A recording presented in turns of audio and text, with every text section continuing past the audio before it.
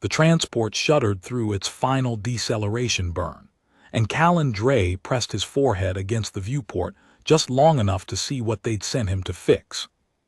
Below the shuttle, Tessark Station sprawled across a floodplain the color of oxidized copper. 3 biome domes glinted in the double-star light, their seams dark with neglect. Beyond the perimeter fence, the wilderness of Urath IV rolled out in every direction, canopy so thick it looked solid, broken only by thermal vents that sent columns of white steam 200 meters into a violet sky. Somewhere in that green tangle, the last wild herds of the duskhorn still moved. And somewhere inside that station, one of their calves was dying. The Vethani liaison waiting at the landing pad was already talking before the ramp locked. "You are the Terran specialist. You are. Not what we expected." Callan shouldered his duffel. He was 43, built like a man who'd spent more years hauling fence posts than sitting behind desks, with a sun-creased face and hands scarred in 3 places from animals that had not wanted his help. His hair needed cutting. His boots needed replacing. He looked exactly like what he was, a wildlife rehabilitator from the outer reach who'd spent 2 decades putting broken creatures back together and watching them walk away. "What were you expecting?" he asked. "Someone with a security detail." The Vethani, tall, lean, skin like polished river stone, 4-fingered hands folded across a formal sash, glanced at the empty ramp behind him. "The duskhorn calf has injured 3 veterinary teams. 2 required surgical reconstruction. Our administrators have classified the enclosure as a restricted combat zone." "It's a sick animal." "It is a Class 7 apex juvenile, Mr. Dre. On Urath IV, the duskhorn are the reason every other species learned to climb." Callan adjusted his duffel strap and followed the liaison across the landing pad. The station's corridors were wide enough for heavy cargo transports, the walls marked with caution placards in 6 languages. Every 20 meters, another warning glyph, fanged silhouette, red border, the universal shorthand for "this will kill you." "How old is it?" he asked. 11 standard months, nearly adolescent by duskhorn metrics. It was found at the base of a ridgeline with 6 fractured bones, deep lacerations across its left flank, and signs of territorial displacement. "We believe the herd bull drove it out." "Rejected by the herd." "Correct. Duskhorn bulls will not tolerate a calf with a visible injury. The scent of open wounds attracts cascade predators. The bull's calculation is simple: 1 calf's death protects the herd." "The bill was wrong." The liaison's stride faltered. "I'm sorry." "The calf survived." "The bull's calculation was wrong." They turned a corner and the corridor ended at a blast door. Through the reinforced viewport, Callan could see the enclosure, a cavernous space the size of a shuttle hangar, rough-hewn rock walls designed to mimic canyon terrain, with artificial thermal vents piping warm air through fissures in the floor. The lighting was low amber, replicating Urath IV's dusk cycle.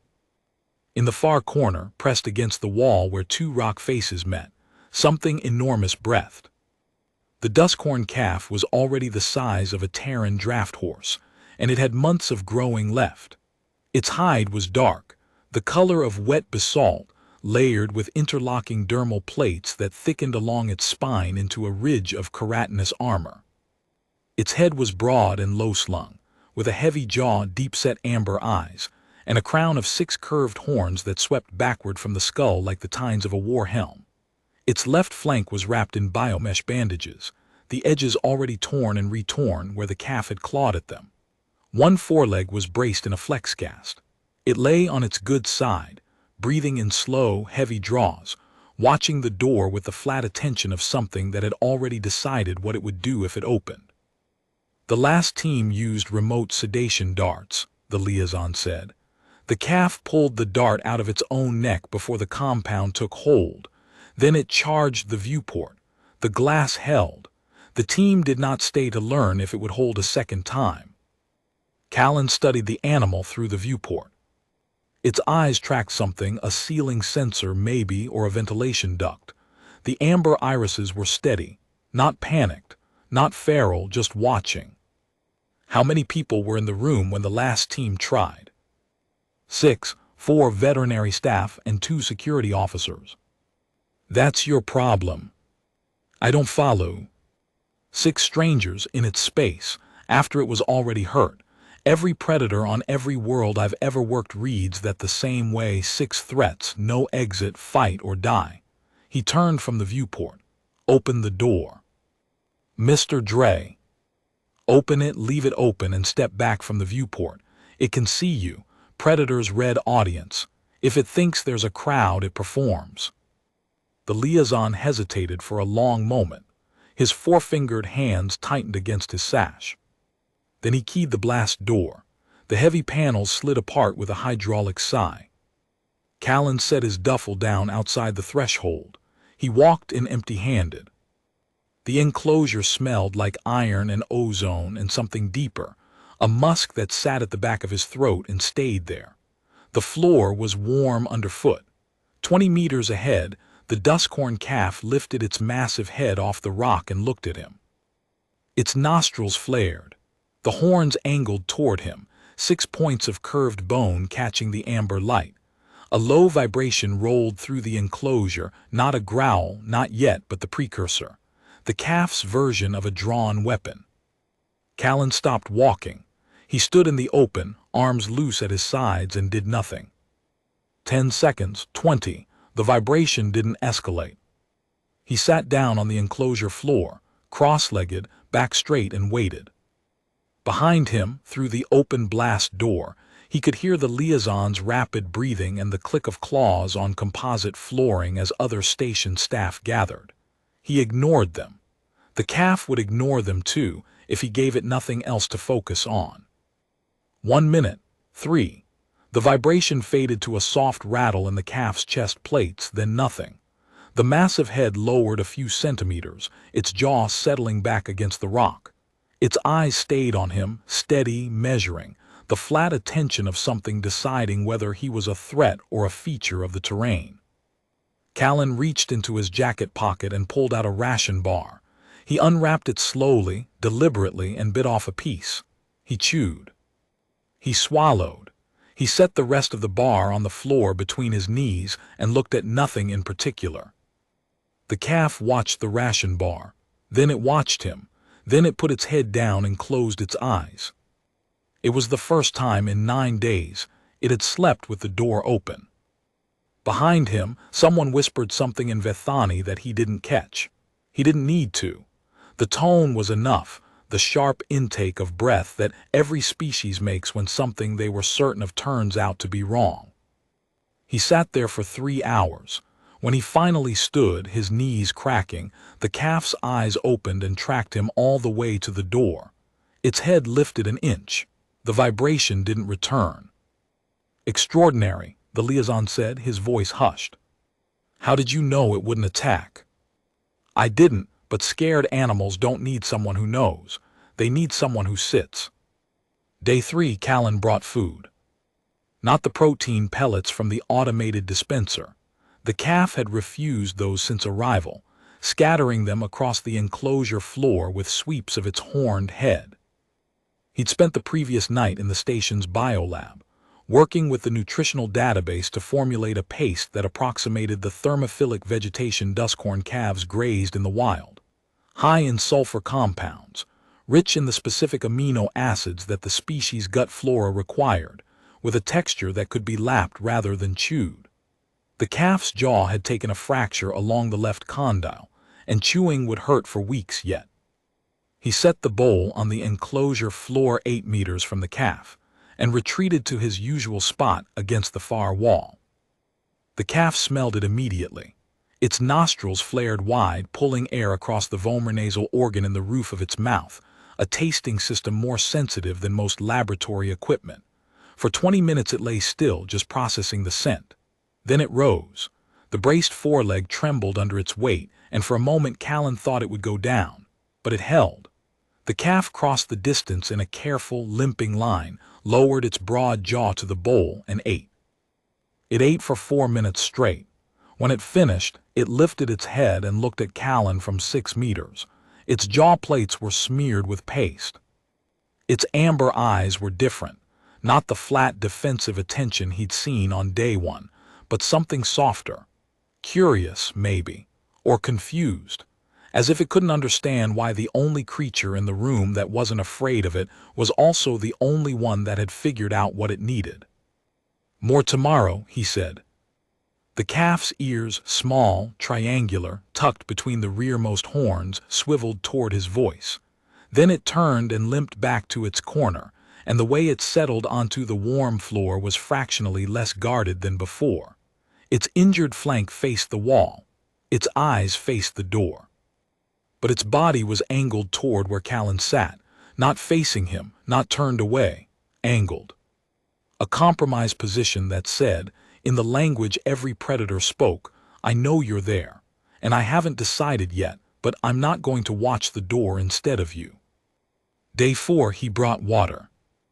Not in a dispensing trough. The calf had already destroyed 2 of those, ripping the mounting brackets out of the rock wall. Callan carried a shallow ceramic bowl, the kind used in field camps for washing kit, and filled it from the enclosure's supply tap. He set it on the floor 6 meters from the calf and sat down beside it. The calf watched him for 40 minutes before it moved. When it did, it didn't charge. It rose on its 3 good legs, favoring the braced foreleg, and crossed the distance in a slow, deliberate line. It lowered its massive head until its jaw was level with the bowl, nostrils working, tasting the air above the water for anything wrong. Then it drank, long, slow pulls. When the bowl was empty, it lifted its head and looked at Callan from a distance of 2 meters. Water dripped from its jaw plates. Its amber eyes held steady. Callan refilled the bowl and set it down again without standing. The calf drank a second time. When it finished, it didn't retreat to the far corner. It folded its legs, an awkward, painful process with the braced foreleg, and settled onto the warm floor 4 meters from where he sat. In the observation room above the enclosure, the station's senior veterinarian, a Vethani named Tessakari, with biologist's hands and a surgeon's precision, pressed both palms against the glass and said something Callan would hear about later. It's not drinking because it's thirsty. It's drinking because he's sitting next to the bowl. Day 7. The enclosure's environmental systems failed. A thermal vent regulator shorted at 200, and the temperature in the enclosure plunged from the duskhorn optimal 38 degrees to 12 in under an hour. Callan was in his quarters when the alarm hit his comm band. He ran. He ran through 3 corridors and down 2 access ramps in bare feet, wearing the thermal undershirt he slept in, and he hit the blast door override before the emergency team had even assembled. The calf was pressed against the dead thermal vent, shaking. Duskhorn were ectotherm supplemented. Their metabolism generated baseline warmth, but they depended on external heat sources to maintain the elevated temperatures their immune systems required. At 12 degrees, the calf's healing processes would stall. At 8, the fracture sites would begin to re-inflame. Callan crossed the enclosure at a jog. The calf's head came up, horns flashing, the warning vibration spiking to a pitch he hadn't heard since day 1, raw, panicked. A sound that said everything is wrong and something is coming at me. He dropped to his knees 3 meters away and pressed his hands flat against the warm rock beside the dead vent. "Hey," he said, "I know it's cold, I know." The vibration stuttered. The calf's amber eyes locked on his face. It was panting fast, shallow breaths, its jaw plates chattering, its dermal plates clamped tight against heat loss. Callan pulled off his thermal undershirt and laid it across the calf's shoulder, where the plates were thinnest and the blood vessels ran closest to the surface. It was a gesture so small against the scale of the animal that it was almost ridiculous. A man's shirt on 400 kilograms of armored predator. But the calf's nostrils flared at the contact. It smelled him. His warmth, his salt, the particular chemistry of human sweat that carried cortisol markers completely unlike any species the calf had encountered. The vibration dropped, the panting slowed. Behind him, the emergency team arrived at the blast door and stopped. 6 Vethani technicians in cold weather gear, carrying portable heating units. They saw Callan kneeling next to the calf in a 12-degree enclosure wearing nothing but trousers, and they stopped. Tessakari's voice came over the intercom. "Callan, we need to get the portable heaters in there. The calf's core temperature is dropping. Bring them in, one person, slowly, set them down and leave." One technician entered, moving with exaggerated care, placing the portable heater unit 2 meters from the calf. The calf watched the technician with flat, unblinking attention, but it didn't move. It didn't vibrate. It stayed pressed against the dead vent with Callan's shirt on its shoulder and let the stranger work. 3 minutes later, the portable heater was running. Warm air washed across the enclosure floor. The calf's plates loosened fractionally, allowing heat to reach the skin beneath. Its breathing deepened. Callan stayed. He sat beside the calf in the warming enclosure, shirtless and cold, until the main thermal system was repaired at 4:30. By then the calf had shifted its body so that its uninjured flank pressed against his thigh. 400 kilograms of armored apex juvenile leaning against a half-dressed human for warmth or comfort or both. In the morning debrief, one of the technicians said, "I've seen duskhorn mothers shelter their calves that way, body to body, contact warmth, but they do it because they're the same species." Nobody had an answer for what it meant when a human did it. Day 9, he changed the bandages. The calf let him approach its injured flank, though its breathing quickened and the low vibration returned, softer this time, uncertain, like a question it didn't have words for. Callan worked slowly, cutting the torn biomesh away with blunt-nosed scissors, cleaning the lacerations underneath with antiseptic solution from a squeeze bottle. The wounds were healing, but slowly. Infection had taken hold in 2 of the deeper cuts, and the tissue around them was hot and swollen. "This is going to sting," he said, not because the calf understood the words, but because the cadence mattered. Steady voice. No urgency, no fear. The animal read the frequency, not the language. He applied the antibiotic paste. The calf flinched, a full-body shudder that made the floor vibrate, but it didn't move. Its head swung around, and for a moment those amber eyes were close enough that he could see the slit pupils dilate and contract in rapid pulses, processing him, reading him, deciding again whether to trust. It huffed against his chest, a blast of warm air that smelled like copper and rain-soaked stone.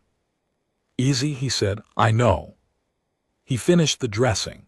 When he stepped back, the calf pressed its crown horns, gently, carefully, with a precision that shouldn't have been possible for something that could punch through a shuttle hull, against his shoulder, and held them there for 3 seconds. The bone-to-bone contact hummed with a low resonance, as if the horns were tuning forks pressed against a surface. In the observation room, Tessakari turned to the liaison and said, very quietly, "Duskhorn do that with herd mates they trust. Horn press. It's a bonding gesture. The resonance lets the calf read the other animal's heartbeat through the bone." She paused. "I have never seen one do it with another species." The liaison said nothing. His four-fingered hands were trembling against the glass. Day 12, the calf killed something. Tessakari had authorized the release of test prey drones into the enclosure. Small, fast-moving biomechanical units designed to mimic the cascade predators that duskhorn calves learned to hunt in the wild. They were meant to stimulate the calf's predatory instincts, to ensure that the hunting behavior it would need in the wild was still intact beneath the weeks of captivity. The first drone entered through a wall vent and skittered across the enclosure floor in a zigzag pattern. The calf's head tracked it. Its body went still, a stillness so complete that it looked carved from the same rock as the walls. Then, without any visible preparation, it lunged. The braced foreleg buckled. The calf hit the ground hard, chin first, and the drone spun past its head and vanished into a crack in the rock wall. Callan was on his feet before the calf had finished sliding.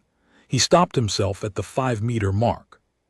The calf's vibration was sharp, high, a sound like frustration and shame and pain all compressed into a single note.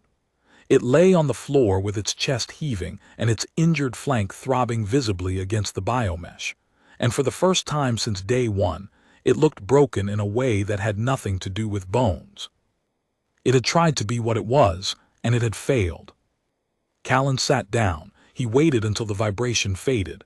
Then he said, "Tomorrow." The next day, Tesakari released a slower drone. The calf tracked it. This time it didn't lunge. It rose carefully, shifted its weight onto its 3 good legs, and swept its head sideways in a horizontal arc. The horns caught the drone mid-flight and shattered it against the enclosure wall. The calf stood over the wreckage, chest heaving, and looked at Callan. He didn't clap. He didn't cheer. He didn't react at all, because reacting would have turned the kill into a performance, and performances were for audiences. This wasn't an audience. This was a calf remembering what its body was built to do. "Good," he said in the same tone he used for everything else. Steady, quiet, present. The calf's vibration shifted to the lower register. Not the contentment drone yet. Something between. A frequency that might have meant I needed to do that and you let me. Day 14. The calf stood on all 4 legs for the first time since the flexgast came off. It was unsteady. The healed foreleg bore weight unevenly, and the calf compensated with a slight hitch in its stride that made it look like a ship listing in harbor. But it stood, and then it walked. A slow circuit of the enclosure, testing each step, its hooves finding purchase on the warm rock, its balance adjusting with each stride as the neural pathways relearned the mechanics of 4-legged locomotion. Callan sat against the far wall and watched. He counted strides. He watched the angle of the foreleg, the loading pattern, the way the hoof struck and rolled. He'd done this for 2 decades, watched injured animals find their legs again, and it never stopped meaning something. The moment when the body remembered. When Holt completed the circuit, he wasn't calling it Holt yet, not for another week, but the name was already forming somewhere in the part of his mind that he kept telling to stop. It walked to him and stood over him. 400 kilograms of armored apex juvenile, blocking the amber light, its shadow falling across him like a canopy. It lowered its head until its jaw rested on top of his knee. He put his hand on the flat of its skull, between the forward horns, and felt the vibration start, lower than anything before, slower, rhythmic, a sound that traveled through his palm and into the bones of his arm and settled somewhere behind his ribs where it had no business being. "Contentment drone," Tesakari said over the intercom, her voice cracking at the edges. "Callan, that's a contentment drone. Duskhorn calves produce it when they're in contact with their primary bond, the sound they make when they're with their mother." He didn't answer. He just sat there with his hand on the calf's head and let it hum against him, and he thought about the 14 animals he'd healed before this one, and how every single one of them had taught him the same lesson, and how he had never once managed to learn it in time. Day 17. A cascade predator hit the perimeter fence. The station's external sensors screamed at 1600. Something had come up from the deep canopy, a cascade predator, one of the 4-limbed ambush hunters that the duskhorn herd spent their entire evolutionary history learning to detect and destroy. It was drawn by the scent markers leaking from the station's waste processing system, traces of duskhorn biomatter, irresistible to a species that hunted by smell. The predator hit the eastern fence at full speed. The fence held, but the vibration propagated through the station's rock foundations and reached the enclosure. Inside, the calf's response was instantaneous. It went from resting to upright in a single motion, the damaged foreleg taking weight without hesitation, as if the injury had been erased by a command older than pain. Its horns fanned forward. Its dermal plates lifted along the spine, doubling the calf's apparent size. And the sound that came out of its throat was nothing Callan had ever heard from it. A deep, resonant bellow that rattled the blast door in its frame and made every alarm sensor in the corridor light up in sympathetic vibration. The Cascade Predator, 60 meters away on the other side of the perimeter fence, went silent. Then it retreated, fast. Callan stood in the enclosure doorway and watched the calf hold its threat posture for a full minute after the external sensors cleared. Its body was rigid, every plate locked, every horn angled toward the source of the disturbance. It was magnificent. It was terrifying. It was exactly what a healthy adolescent duskhorn was supposed to be, an apex predator that made other apex predators leave. When the calf finally relaxed, it turned and looked at Callan. It crossed the enclosure and pressed its horn crown against his chest, and the contentment drone started immediately, as if the two states, lethal defense and gentle contact, existed on a switch that only flipped depending on who was standing in front of it. In the observation room, the behavioral specialist noted, full threat display sequence, apex normative, followed by immediate social bonding with the primary handler. The subject differentiates between threat targets and bonded individuals with zero transition latency. Tessakari translated, it can go from killing mode to cuddle mode in one step, as long as the human is the one standing there. Day 21, he named it. He shouldn't have. Every protocol in the Outer Reach Wildlife Rehabilitation Manual said the same thing. Do not name the animal. Naming creates attachment. Attachment creates the illusion that the animal belongs to you. It doesn't. It belongs to what it was before you found it, and your job is to give it back. He named it Holt. The name came from nowhere or from everywhere. From the way the calf's shoulder plates locked together when it stood in the thermal draft from the floor vents, braced against warmth the way a building braces against wind. A Holt, a holdfast, something that endured. Holt was growing. The adolescent growth surge had kicked in hard, and every morning Callan arrived to find the calf slightly larger than the day before. The dermal plates along its spine were thickening, darkening from wet basalt to something closer to obsidian. The horns had added 2 centimeters of new growth, their tips sharper than anything in the station's tool locker. The hitch in its stride was almost gone. And it was smart, smarter than anything Callan had worked with in 20 years. It learned the sound of his footsteps in the corridor before the blast door opened, would be standing, waiting, head angled toward the entrance, the contentment drone already running before he came through. It learned to distinguish him from the station staff by scent alone. When a Vethani technician entered the enclosure to repair a ventilation duct, Holt tracked the technician with flat, unblinking attention until Callan touched the calf's shoulder plate and said, "Mine," a word that meant nothing in any protocol, but the calf seemed to understand anyway. The technician completed the repair in 4 minutes and left the enclosure at a walk that was not quite a run. It learned his routines: morning inspection of the healing flank, midday exercise circuits, walking the enclosure's perimeter together while Callan counted strides and tested for asymmetry. Afternoon rest, when Holt would settle onto the warm floor beside him and press its crown horns against his ribs while he read veterinary reports on a battered datapad. Evening feed, when Callan mixed the nutrient slurry by hand. The calf wouldn't eat from the automated dispenser, and set the bowl down where the calf could eat without lowering its head past the point where the healing flank pulled. Day 24. The station received a request from the Galactic Wildlife Authority to classify the calf's behavioral anomalies for their xenological database. What anomalies? Callan asked. Tessakari pulled up the classification form on her datapad.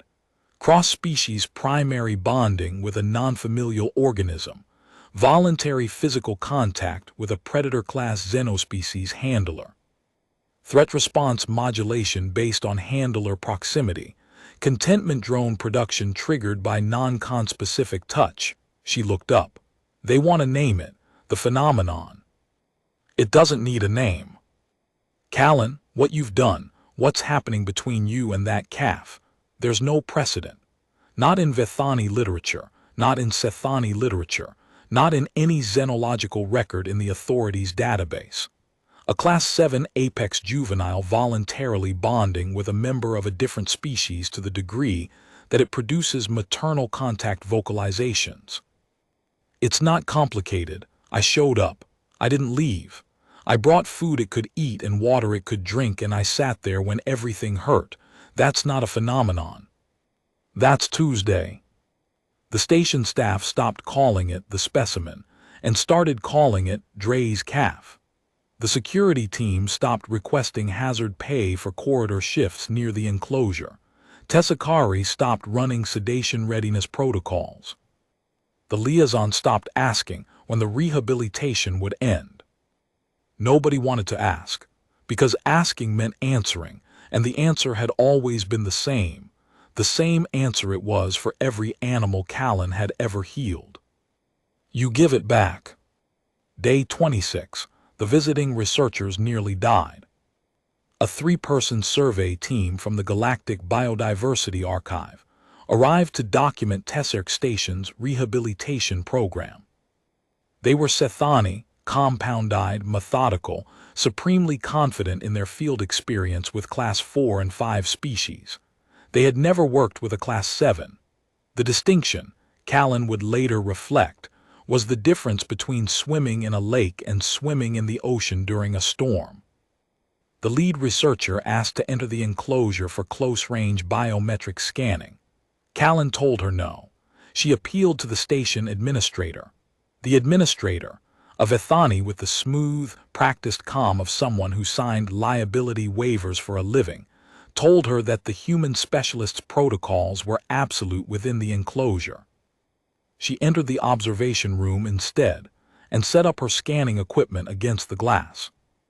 The equipment hummed, a high-frequency oscillation designed to penetrate dermal plating and map the bone structure underneath. Holt heard it. The sound was too high for most species to detect, but duskhorn auditory architecture covered a range that included the frequencies cascade predators used for echolocation. To the calf, the scanner sounded like a hunting call. The response was instantaneous. Holt went from resting against the far wall to full threat display in under 2 seconds, plates locked, horns fanned forward, the deep chest bellow that Callan had heard only once before, during the cascade predator incursion on day 17. The enclosure walls shook. The observation room glass, rated for Class 6 impacts, developed a hairline fracture from corner to corner as the sound pressure spiked. The research team scrambled backward. Equipment crashed to the floor. The lead researcher's compound eyes went wide, every facet reflecting the same image: 500 kilograms of armored apex juvenile, horns pressed against the cracking glass, amber eyes locked on the source of the sound that had threatened it. Callan was in the corridor when the alarm hit. He reached the blast door in 30 seconds, keyed it open, and walked into the enclosure. Holt was mid-charge toward the observation window. The floor vibrated with each stride. The bellow was continuous, a wall of sound that pressed against Callan's chest like a physical force. He didn't shout. He didn't wave his arms. He stepped into the calf's path, planted his feet, and put his hand up, palm out. Hey. One word, the same frequency he always used, steady, quiet, unflinching. Holt's stride broke. 480 kilograms of momentum, enough to demolish the observation window and everything behind it, stuttered and slowed and stopped 2 meters from where he stood. The bellow cut. The plates stayed locked. The horns were still fanned forward, 6 curved blades framing Callan's head like the bars of a cage. I know, he said. Sounded bad, it's done now. The calf's nostrils flared. It smelled him, his salt, his warmth, the cortisol signature that said calm, not calm, not calm, but standing here anyway. Its amber eyes searched his face the way they always did, reading the heartbeat through the air between them. The plates unlocked. One by one, dorsal to ventral, the obsidian armor relaxed. The horns angled back. The vibration shifted from threat register to something lower, uncertain, the frequency of an animal that had just been ready to kill and was now trying to remember why. Callan put his hand on the flat of its skull between the forward horns. Easy, we're done. The contentment drone started, soft, shaky, like a voice finding its pitch after screaming. In the observation room, the lead researcher was sitting on the floor surrounded by broken equipment, her compound eyes still wide. The hairline crack ran across the glass above her head.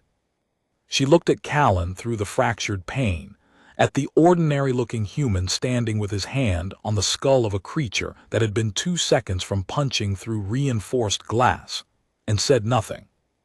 Tessakari appeared in the observation room doorway.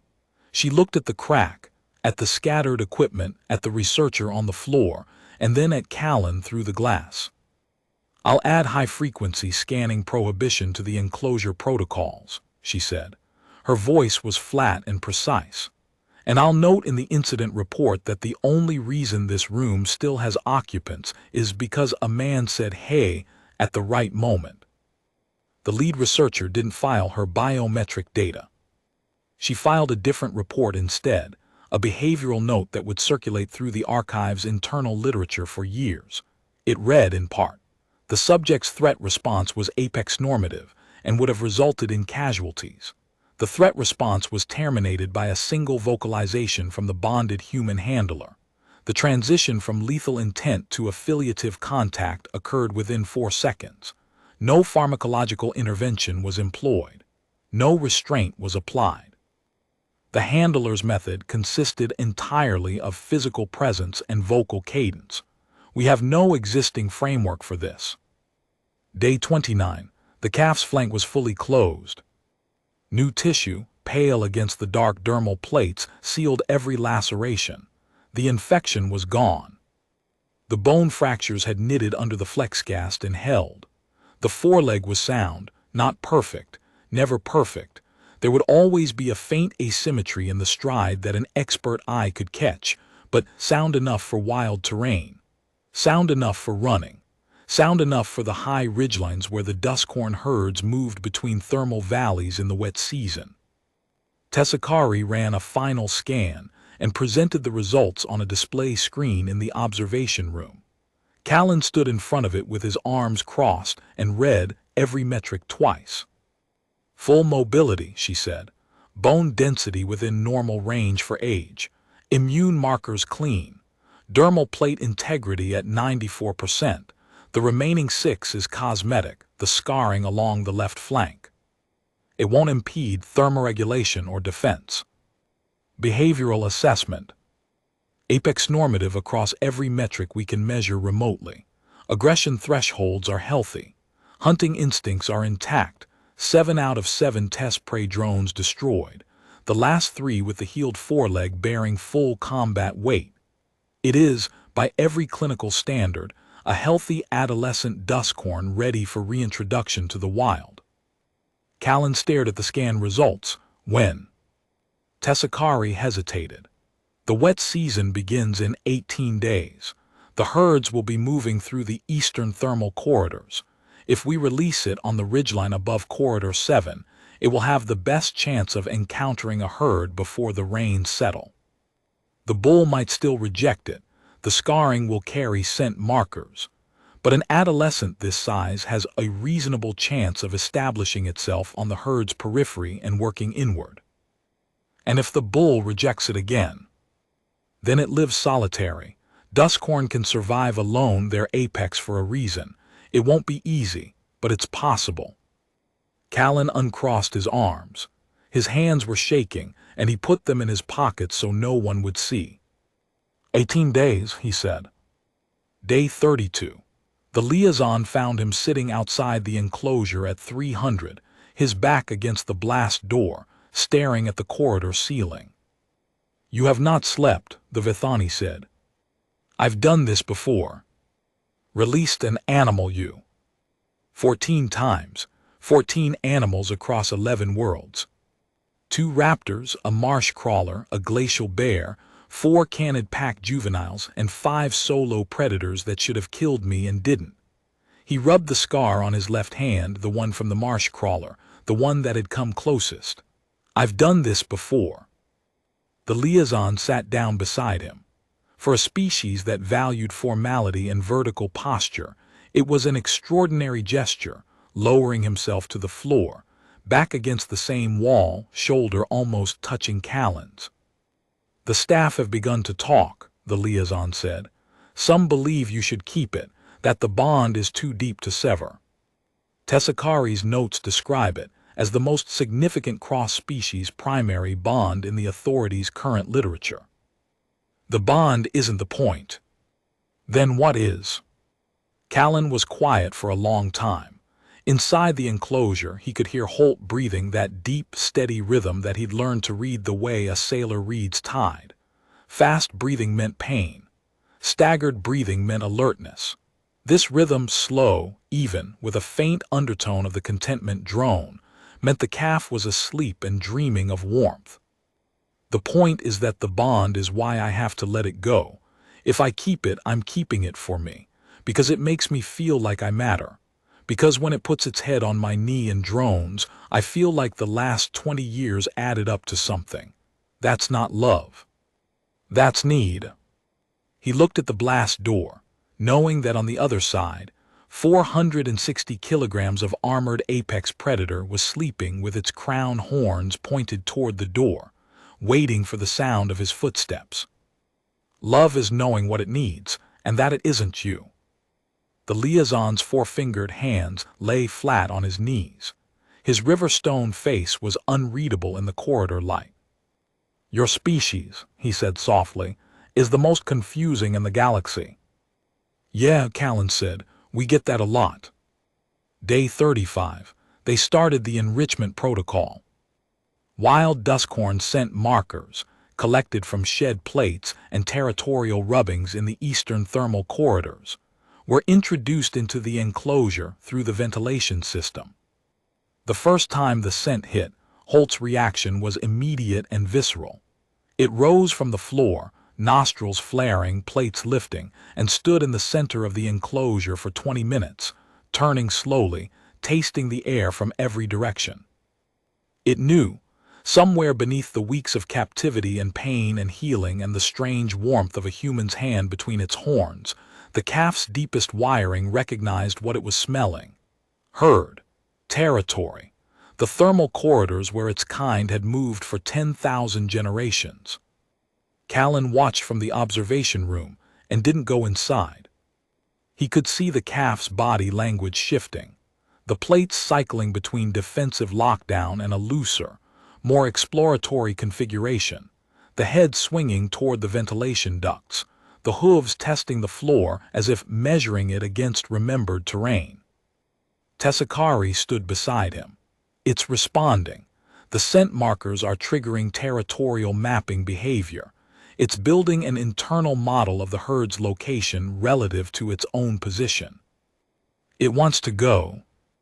Yes, the neurological imperative is strong. Duskhorn are herd animals at their core. Even the solitary adults maintain territory adjacent to herd corridors. The need to return is not learned. It's structural. Callan put his hand on the glass. Inside the enclosure, Holt turned away from the ventilation duct and looked up at the observation room, directly at the window where Callan stood. Even through reinforced glass, the amber eyes found him. The contentment drone started. He could feel it through the glass, vibrating in his fingertips. 2 systems running at once. The ancient pull of the wild and the new thing, the bond with the human who had sat in the dark when everything hurt. Both real, both valid, and only one could win. Day 36. Callan went inside for the enrichment observation. The wild scent dispensers had been running for 16 hours, and the enclosure smelled different. Not just the familiar iron ozone musk of Holt's own biology, but layered underneath it, the deeper, richer signature of adult duskhorn territorial markers. The smell of herd.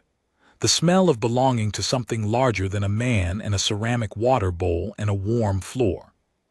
Holt was standing in the center of the enclosure when Callan entered, not resting, not waiting for him, standing with its head raised and its nostrils working, pulling air across the vomeronasal organ in long, deliberate cycles. Its body language had changed overnight. The plates along its spine were held in a configuration Callan hadn't seen before, half lifted, half locked, a posture that Tessakari's reference database identified as territorial orientation display. The calf was mapping, cataloging, building an internal geography of a place it had never been from scent alone. When it heard Callan's footsteps, it turned its head. The amber eyes found him. The contentment drone started, but it was different now. Thinner, shorter, as if the sound were being stretched between two opposing forces, the bond pulling one way and the wild pulling another. Callan sat down and said nothing. The calf stood over him for a long time. Then it turned away, turned back toward the ventilation duct that carried the herd scent, and walked to the far wall and stood there with its horns nearly touching the rock, inhaling the wild. It was the first time it had turned away from him since day 4. He sat in the enclosure for an hour after that, and the calf came back twice, once to press its horn crown against his shoulder for 3 seconds, once to stand near him while it drank from the ceramic bowl. But both times it returned to the far wall afterward, drawn back by the scent of something older than either of them. Callan left the enclosure and walked to his quarters and sat on the edge of his bunk and looked at his hands. They were steady. They shouldn't have been. "It's working," Tessakari said over the comm band. She must have been watching from the observation room. The redirection is happening. The herd scent is competing with the handler bond. This is exactly what the reintroduction protocol requires. "I know what it requires," he said. "Callan, I know." He closed the comm band and sat in the dark and listened to the station hum around him, the distant vibration of thermal vents and filtration pumps, and beneath it all, the faint resonance of a contentment drone that was getting quieter every day. Day 38, Callan started the separation protocol. He reduced the visits to twice daily, then once. He stopped sitting inside the enclosure. He watched from the observation room instead, standing behind the glass, while Holt circled the enclosure in restless, widening loops, its head swinging toward the blast door every few seconds, searching. The calf knew something had changed. It stopped eating for 2 days. On the second day, it stood at the blast door and pressed its horn crown against the sealed panels and droned, a long, continuous contentment drone aimed at empty metal, calling for a heartbeat that wasn't there. The behavioral specialist, a quiet Sethani named Velith, with compound eyes and a voice like rustling paper, monitored the stress markers remotely. Cortisol elevated but not critical. The separation anxiety is textbook. It will peak and break. On the third day, Callan broke protocol and went inside. Holt crossed the enclosure in 4 strides, faster than anything that size should have moved, the heeled foreleg slamming the floor with a force that cracked rock, and pressed its crown horns against his chest hard enough to stagger him. The contentment drone started before he could get his hand up. "I know," he said. His voice was rough. "I know, buddy." He stayed for an hour.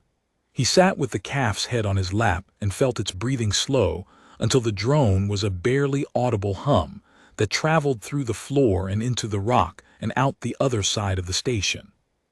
Then he got up and walked out, and he didn't look back because if he looked back, he would stay. Velith met him in the corridor.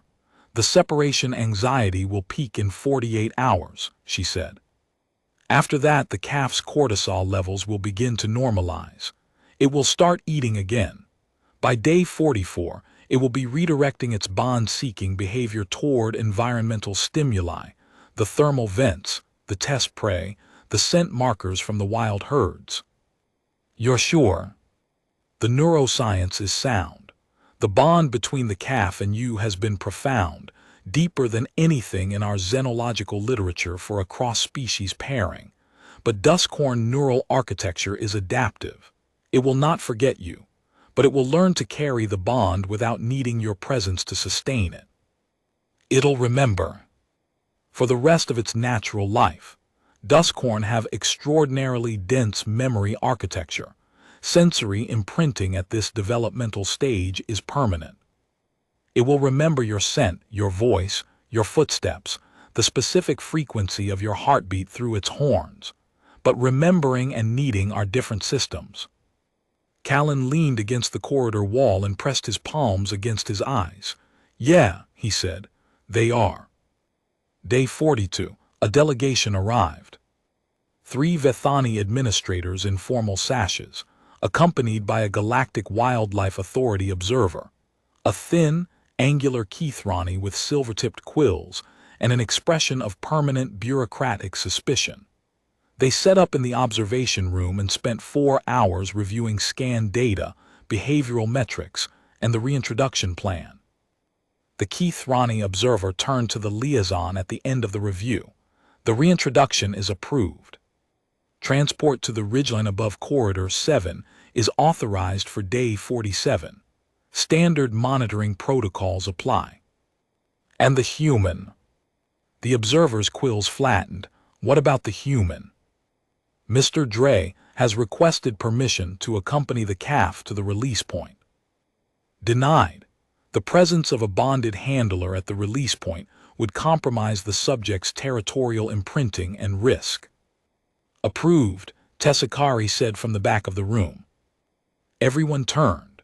The vet stood with her arms folded across her lab coat, compound eyes fixed on the Keithrani observer with an expression that Callan had learned to recognize over 5 weeks. The quiet, absolute certainty of someone who had watched a man sit on a cold floor for 3 hours so a wounded animal could sleep. "Dr. Tessakari, the standard protocol."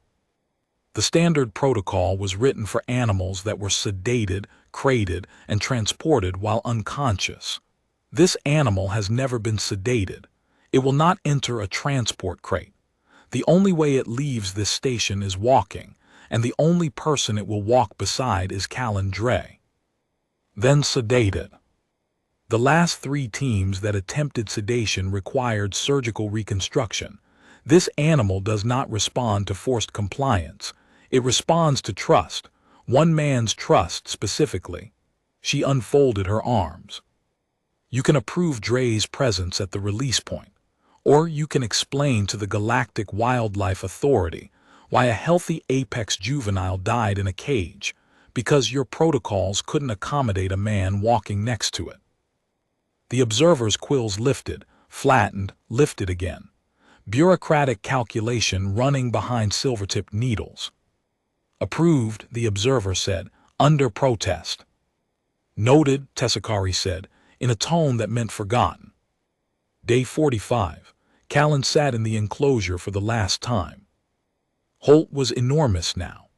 The adolescent growth surge had pushed it past 500 kilograms, and the dermal plates along its spine had fully hardened to obsidian-dark armor that caught the amber light like water over black glass.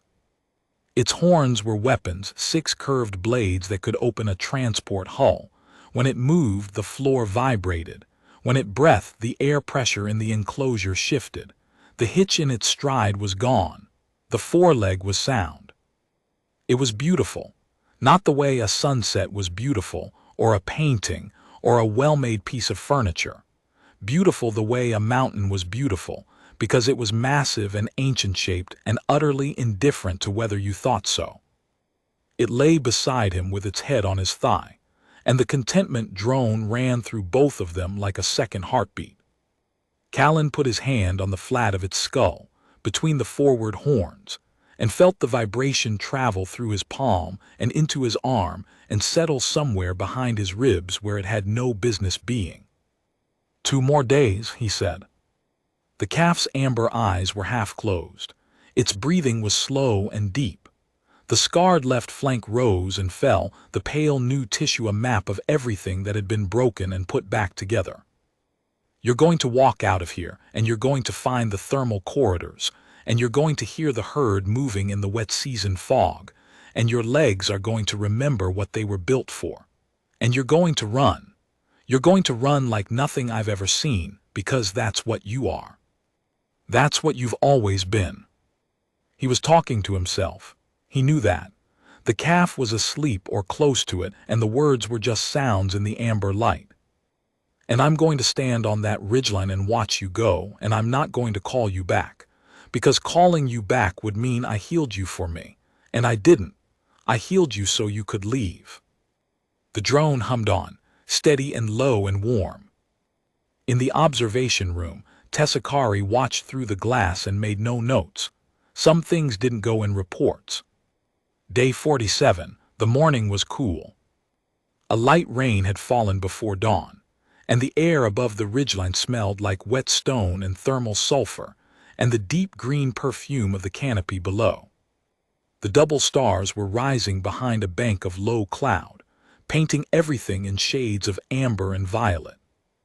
The transport had carried them to the base of the ridge. From there, they walked. Callan led. Holt followed, not behind him but beside him, matching his pace stride for stride, its massive head at the level of his shoulder. The calf's breath clouded in the cool air. Its hooves, broader than dinner plates, edged with keratin grips evolved for volcanic rock, struck the stone with a sound like slow drumbeats. Behind them, at a distance of 50 meters, the observation team followed. Tessakari, the liaison, Velith, and the Keithrani observer, who had not spoken since the transport landed. They carried monitoring equipment and maintained silence. Even the observer seemed to understand that this was not a procedure. Halfway up the ridge, Holt stopped. Its nostrils flared. Its plates lifted along the spine in a slow wave, the territorial orientation display Callan had first seen during the enrichment protocol, but fuller now, more complete.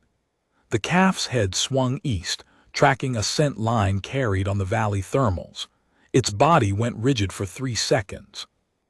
Then it turned and pressed its horn crown against Callan's ribs. Hard. The contentment drone started at full volume, louder than he'd heard it in weeks, a vibration that rattled his sternum and blurred his vision at the edges. The calf leaned into him with its full weight, 500 kilograms of armored juvenile pushing against his body, the way a child pushes against a parent's leg when the world is too large, and the only safe thing is the person who's always been there. Callan braced against a rock outcrop and put both hands on the calf's skull, one between the forward horns, one on the broad jaw plate. He could feel its heartbeat through the bone, fast, thready, the heart of something that smelled freedom and was afraid of what freedom meant. "I know," he said. "I know, but you have to." The drone continued for nearly a minute. Then it faded.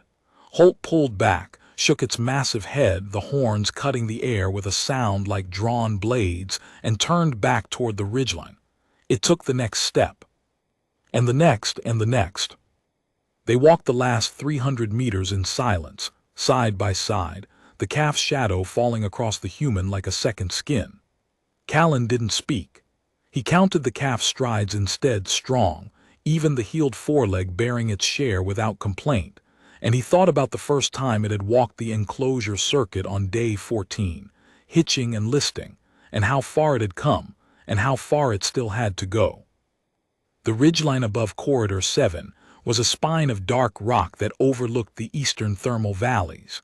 Below, the canopy stretched to the horizon, broken by columns of steam that rose from the volcanic vents. In the wet season, the duskhorn herds moved through these corridors, following the warmth, grazing on the thermophilic vegetation that grew in the vent margins. The corridors were life. The corridors were home. Callan stopped at the ridgeline's edge. The wind came up from the valley, carrying scent, rain, and stone, and beneath it something else. something that made Holt's nostrils flare and its amber eyes widen and its dermal plates shift along its spine in a ripple of obsidian armor that caught the double star light. Heard scent faint, hours old but present. The calf's head swung toward the valley. The contentment drone stopped. In its place, something new, a vibration Callan hadn't felt before, higher pitched, faster, the frequency of recognition, of remembered belonging. It could smell the wild. It could smell what it was. Callan knelt on the ridgeline rock. He put his hand out, palm up, the way he'd done on day 4 when the calf was broken and afraid, and the whole galaxy's worth of veterinary science hadn't been able to reach it. Holt turned its massive head from the valley and looked at him. The amber eyes were clear. The slit pupils were wide. It pressed its crown horns against his open palm, gently, the way it had done 1,000 times across 47 days. The resonance ran through his hand, and he felt the calf's heartbeat one more time, steady, strong, the heartbeat of something that had been mended. The contentment drone started, low and warm, and ran for exactly 3 seconds. Then it stopped, and the calf pulled its head away, and it turned toward the valley, and it took the first step. Callan stood up. His hand was still extended. The wind was cold against his palm where the warmth had been. Holt walked to the edge of the ridgeline. It stopped. It looked back at him, one long, steady look, the amber eyes holding his across 15 meters of volcanic rock. It was not a farewell. Farewell was a human invention, the need to name an ending so you could survive it. This was something older, an acknowledgement between two creatures that the bond was real and that the bond was not a leash. Then the duskhorn calf turned and walked down the ridge. Its stride was strong. The healed foreleg carried its weight without hesitation, and the faint asymmetry that Callan had watched for and worried over was invisible at distance. Just another animal moving through its world the way its body was built to move. It hit the canopy edge and kept going, its obsidian plates vanishing into the green shadow like a stone sinking into deep water. Callan watched until there was nothing left to watch. The canopy closed. The steam columns drifted. The herd scent on the wind faded beneath the smell of rain. Behind him, the observation team stood in silence. Tessakari had removed her datapad from its case and put it back without opening it. The liaison's four-fingered hands hung at his sides. The Keithrani observer's quills were flat, not suspicion, not calculation, just stillness. Velith stepped forward. "Mr. Dre, the monitoring transponder is active. We will track the calf's movements for 6 standard months. You will receive weekly updates." "Thank you. The data will tell us if it finds the herd, if the bull accepts it, if it integrates. I know what the data will tell me." She paused. Her compound eyes were very still. "You have done this before." 14 times. "Does it become easier?" He looked at the canopy where Holt had disappeared. The green was already uniform again, the gap already sealed, as if nothing that size had ever passed through it. "No," he said, "it doesn't." Day 48, Callan packed his duffel. The station was quiet. The enclosure was empty, cleaned, sanitized, the thermal vents still running for the next occupant, whoever that might be. The ceramic water bowl was on a shelf in the supply room. He'd thought about taking it. He didn't. The liaison met him at the landing pad. The morning was bright, the double stars high, the floodplain glowing copper beneath a clear violet sky. "The weekly reports," the liaison said. "Where should they be sent?" Callan gave him the relay address for his next posting, a moon in the Kashiri system, something about a pod of aquatic predators displaced by mining runoff. There was always a next posting. There was always something broken. "Mr. Dre," the liaison's formal tone had shifted, something softer underneath. "I have read the Terran literature on wildlife rehabilitation. The philosophy is not what I expected." "What did you expect?" "That the goal was to save the animal." The goal is to make yourself unnecessary. The liaison considered this. His river-stone face held an expression Callan had learned to read over 47 days, the slight deepening around the mouth, the tilt of the head, the way the four-fingered hands opened, as if reaching for something they couldn't quite hold. "Among my people," the liaison said, "we have a phrase for someone who builds something beautiful and then gives it away. We call it yielded craft. It is considered the highest form of discipline." Callan shouldered his duffel. The strap dug into the scar on his left hand. "It's not discipline," he said. "It's love. It's just the kind that doesn't get to keep anything." The shuttle's engines were warming. Behind the station, beyond the perimeter fence, the wilderness of Ureth IV stretched out under the double stars. The canopy, the steam columns, the thermal corridors where something massive and obsidian dark was walking, right now, on four strong legs, toward the sound and scent of its own kind. He boarded the shuttle and didn't look back. The ramp closed. The engines cycled. The transport lifted and the station fell away, and the floodplain shrank to a copper smear against the green, and then the clouds took it. In his pocket, his datapad buzzed. The first weekly report 3 days early. He opened it. Monitoring transponder, subject. DUSKHRN juvenile, URATH/TESSRK. Status active. Location, Eastern Thermal Corridor 7, subsection 12.